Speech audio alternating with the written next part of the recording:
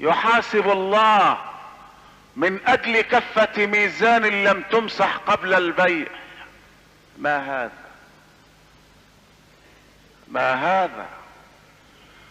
واذا لم اتزوج ابنتك فهلا تسامحني؟ لا، لا سماح. اذا امري الى الله، اتزوجها مهما كان بها لاجل ان انجو بنفسي من عذاب الله.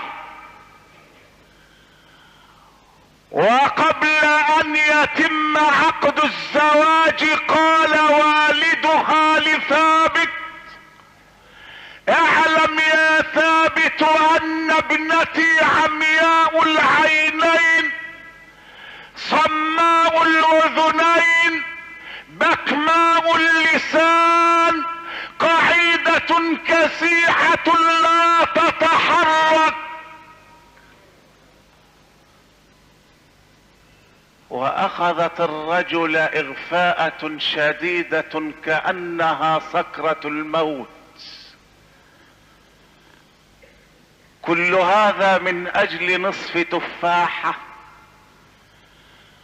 ولكن عاوده العقل الرشيد والمنطق السديد فقال: ومن يتزوجها اذا لم اتزوجها انا واتاجر فيها مع الله، اقوم على خدمتها حتى القى الله واضع رصيدي في بنك الرحمن.